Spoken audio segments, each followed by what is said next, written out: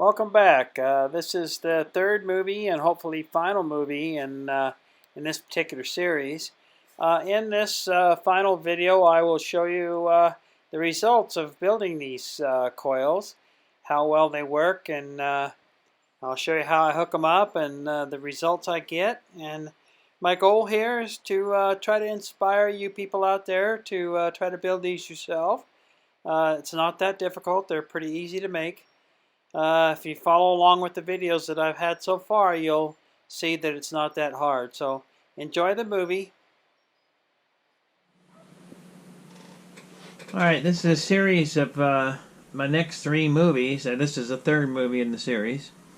And I've decided to remake the main coil in the machine there. And this is the bottom part of the coil. It's quite a bit thicker. It's got 3 center cores in it. I don't know how well that's going to work. I'm going to put it together and find out. And this one over here is going to be the center coil, where I'm going to have the high voltage winding, and I'm going to have a separate accessory winding on it. And this is going to be the top part of the coil, and I'm going to put all 3 of these together on top of each other and make what I'm calling Rodan.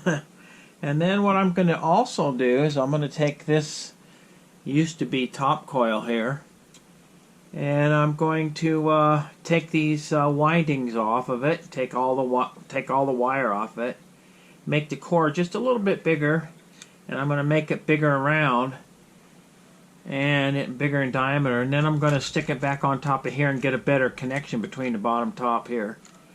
And I'm going to put it back in the machine and see if I can make some improvements on this. So basically, I'm going to rebuild both, make a new one, rebuild this one. And then I've got in mind a really big coil that I'm going to call Mothra. And it's going to be the biggest coil that I've made so far. And I want to test it and find out exactly what I can get out of it. And I'll take some pictures of my progress on this next coil, and I'll put it in the video to show you my progress through it, and then I'll get back with you.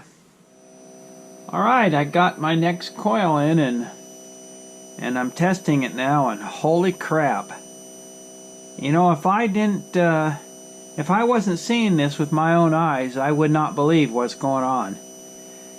Basically, this is the bottom part of the coil, and then I wound 20 gauge on here, and that's the biggest windings that I've put on it so far. I don't have the top part of it run yet, but anyway, I got it hooked up to this current meter. It's going from the power supply to this resistor into this coil and then up to the MOSFET. Right now it's pulling 80 milliamps. Now my target was between 70 and 80, because I still have a top coil to bring on this. Top coil's even going to make it better. But if it works this good, holy shit. I've never seen anything like this. If you take a look at the output unloaded on this little motor from this coil here, it's running at 22 volts. Now, when I get this top part on, it's going to even increase the magnetic flow through here, because it's going to pull it up. But it's 22 volts. Now, it does drop down when you load it. Now, when you load it, this is something I've never seen this before. I didn't think it was possible. But if you look at this waveform right here, this is the output of this bottom coil. This is the output of going into the bridge rectifier. This is what's going into the bridge. And notice this little ring in here. Now, here's what's just totally blows my mind on this thing. 80 milliamps. Watch this when I load the motor. Watch what happens to this, and watch what happens to the current. Current goes down. It just went down 20 milliamps right there. Voltage went down too, of course, but it's pulling right now about 400 milliamps out of this motor. But look at the waveform. When I pull the power out of this coil, what happens is, instead of going down, the cores going down, the cores react and go the opposite. They go up. Look, watch. See them go up? See them go up? Isn't that amazing?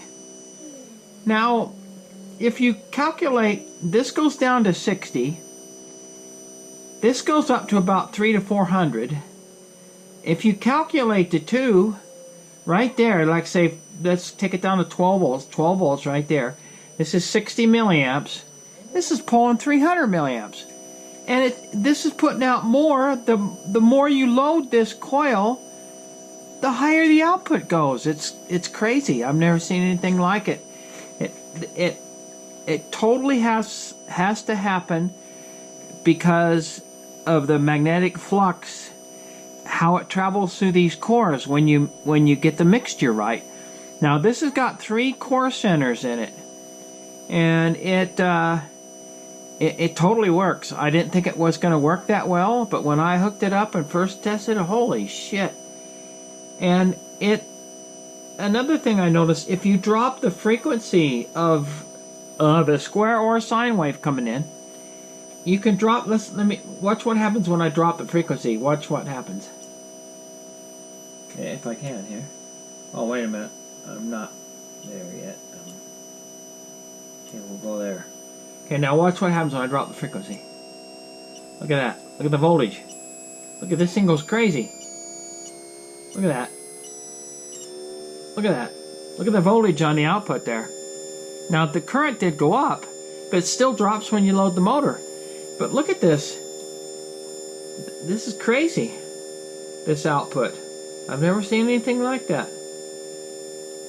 And once you get this in tune, man, this thing flies. It takes off and is way, way over unity. 10 times over unity when it flies. It's crazy. I've never seen anything like it. Now, when I put this, I can't wait to build a high voltage core and then put the top part on. I'm going to make the top part big like this because I increased this by about 35%. And you have to actually detune this, otherwise you burn your MOSFET out because the voltage is too high. So you have to, in the current draw, look at that. You can go completely off the scale with this thing. It goes crazy. You can take it all the way up to 40 volts on the output of this, on this driver. So to stop from burning the MOSFET because it gets real hot, I'm turning the frequency up and bringing it down in a normal range about right there. But it still outputs over 20 volts without even the top part of it on, and it still drops the current down. And when you load the coil, the current goes down. Look at the current. Look at the current. At one point I had a 30 milliamps, and this, dragging this down, and this motor was drawing almost 500 milliamps. So figure that one out. It was putting out, when I had the frequency up, I mean down, to bring the voltage up, this was outputting 24 volts, 400 milliamps. This is drawing at 24 volts at 70 milliamps. Now, look at that. Look at the difference between it. It blows my mind how well these coils work. And any of you guys out there that wants to build these, watch my videos. Build them yourself. Prove it to yourself. Test it out. You'll see that I'm not trying to pull anybody's leg. I'm not trying to prove over unity. I'm just saying these coils, when you wind them like this, are amazing. I don't even know where all this extra energy is coming from. It has to be somehow I'm crossing into the 0 point field. That's the only thing I can think of. Because in my mind, I've always learned through my engineering classes that, you can't draw out more than, you're lucky if you even get close to, to a 1-to-1 COP. I mean, you're really lucky. But this thing is when you draw power out of it, off of the secondary here, off this secondary winding, when you draw power, this puts out more, draws less current. It's crazy. But you see it with your own eyes. So I can't wait to I'm going to build this. Then I'm going to put a real big top one on there. I bet you I can get this current down to about 20 milliamps and produce 500 milliamps on the output. We'll see. We'll find out. So that's it for now. I'm really excited about it. I can't wait to continue building on this. But this is the best results that I've ever gotten out of a machine like this from this new. I don't have it bolted in, but I was real anxious to get up there and test it. But I'll tell you, I've never seen any results like this at all. It works really well. So when I continue progress on this, it makes me want to even go to a bigger one and see what it'll do. God, you might even be able to power a house with one of these things. Who knows? I don't know what the possibilities are. But I'll get back with you on the next one and give you an update. Alright, I added this top section. I decided not to put the high voltage core, so I wanted to see what this thing would do if you had both top and bottom right between the center coil sandwich between them. It did not. I thought it would make a lot more difference, but it didn't make that much difference. It went from drawing about 70 milliamps to 80 milliamps. It went down to about pulling between 50 milliamps and 60 milliamps. Right now it seems to be running steady at about 60 milliamps. So what I got going into these coils is 24 volts, and it's drawing, this whole system's drawing about 60 milliamps. Now the output of this, the center coil, is 22.16 volts. Now I'll show you, I'm going to disconnect this and show you what the what I'm putting to the input is. And let's see, it comes from this one here. So this is the input voltage here. It's 23.98. I don't know if you can see that, but it's 23.98 is what the voltage going into the coil is. 23.98. So if you figure 23.98 times 60 milliamps, I'm not sure exactly what that is, but let's figure it out. So we got 23.98 times 0.06 is 1.43 watts. That's what this is pulling to produce this. 25 volts. Now I'm going to take a little short break and I'll get right back with you. I'm going to hook the current meter up to the motor and let you look at the voltage in the motor and the current drawn by this motor, and then we'll make a pretty close determination of what's going on here.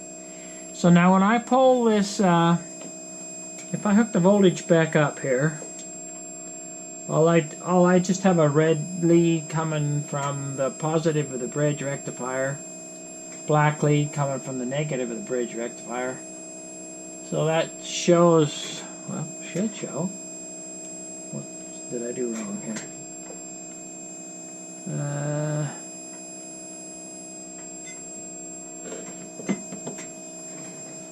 Alright. Something came loose here. Anyway, I'll get back with you. I'll set both meters up and let you see what's going on. Okay, now I've got it hooked up. I hope you can see my meters okay. But the output on this from the circuit is producing 22.15 volts at 50 milliamps.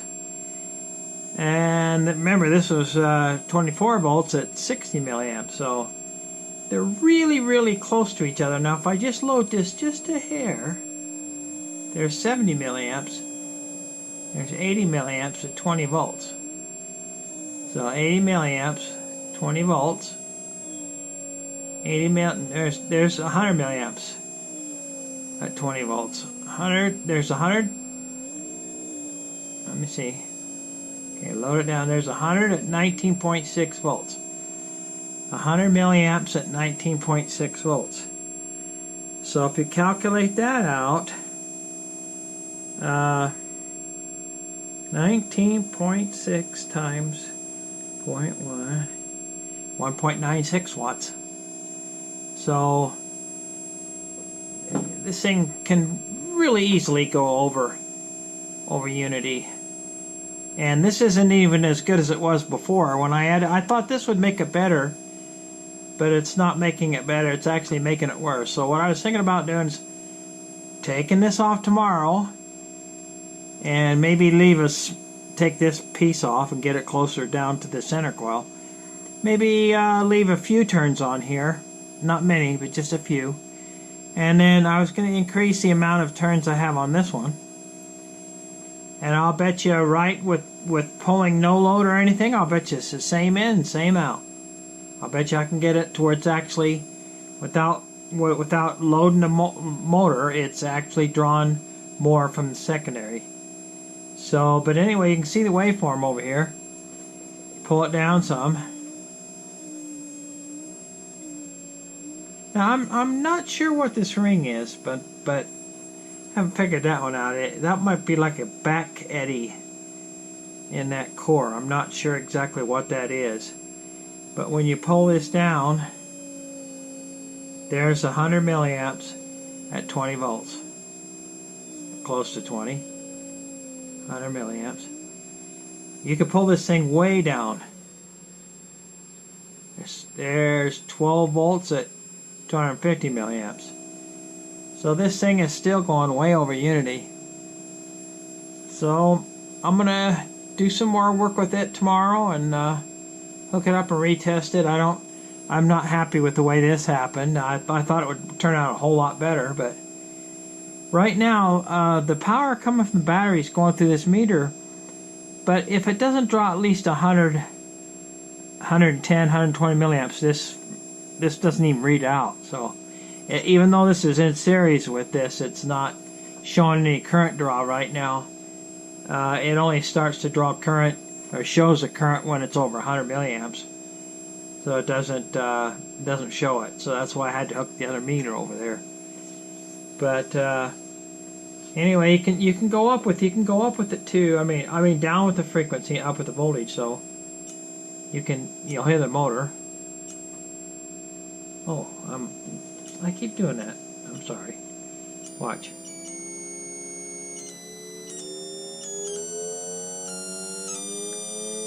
Okay, there's check it out. 37 volts, 60 milliamps. 37 volts. Look at how much peak to peak you have. It's off the scale. And look at this. Change this waveform. This output waveform kind of went crazy here. But look at that, 37.9 volts at 1 kilocycle. But if you play with the frequency, I don't want to run it too far like that, so I'm going to take it back up. I don't want to burn the motor out, and I don't want to burn my scope out, but you can see the potential of this thing. I mean, if I hooked this thing up to 36 volts and got the right frequency, man, this thing would put out probably 5 amps, 10 amps. Easy. So anyway, I'll rebuild it and then I'll get back with you tomorrow.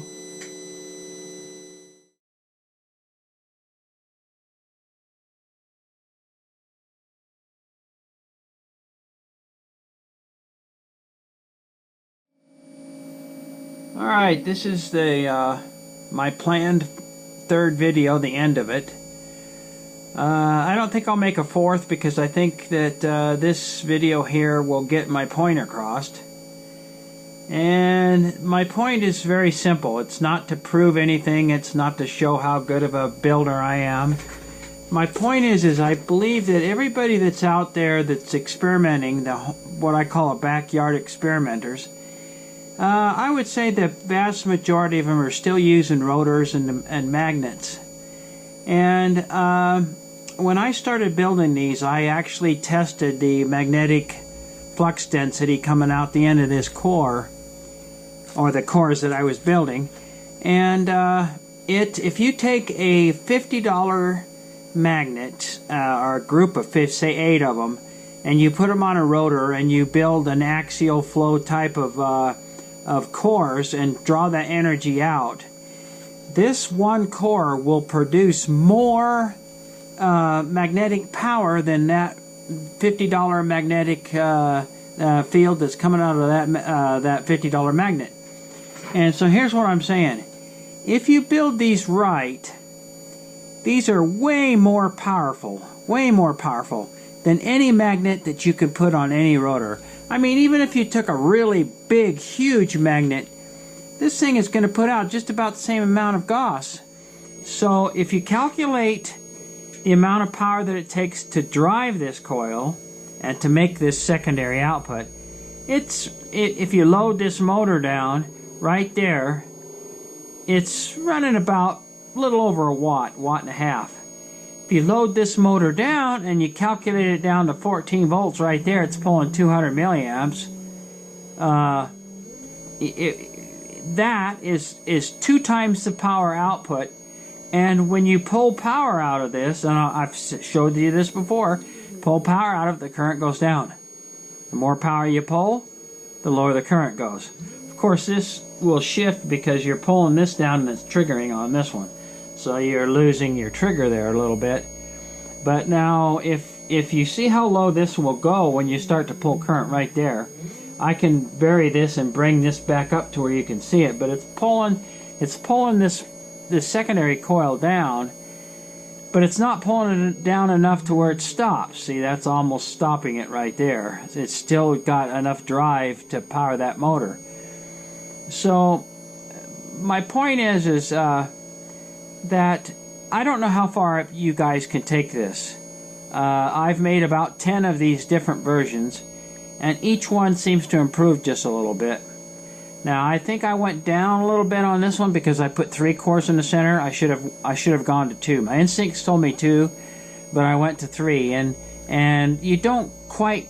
I think the magnetic field it doesn't fluctuate as much with 3 solid center cores. So it needs to be built with 2. That would be the ideal. And if you could build it maybe just a little bit higher up in size and bring this current down to about 600 milliamps and build it with 2 cores, you could probably be way over unity. Probably a COP of maybe 3 or 4 out of a small coil like this. You could never get that out of a rotor with magnets. You just can't do it. It takes too much power to turn the rotor, and too much power for the coils to drive it. It's really inefficient. These are super efficient, these coils. And I've showed you all I can show you on this one. And this is going to be, like I say, it's going to be the last in my series. And the reason why it's going to be the last in the series is because there's another design I want to use these for. I want to test them in a different circuit. So, and if I have any success at all, I'll make a few videos on that particular design. But I got a feeling it's going to be even better than this. So that's pretty much it on this. So it's going to be a while before I make another video. I don't even have a YouTube channel yet, so I've got 3 videos that I've made. And I'm going to edit them, get them all refined as best that I can do. And I'm going to put them up on YouTube, see if you guys have any interest. If you do, you do. If you don't, you don't. That's okay with me too. So, anyway, c'est la vie. See you later. I will produce some more videos down the line, but for now, this is it for a little while. So, thank you for watching. Thank you for staying interested. And I really do hope you try to build one of these yourself and see what kind of results you can get. So, that's the end. So, thank you.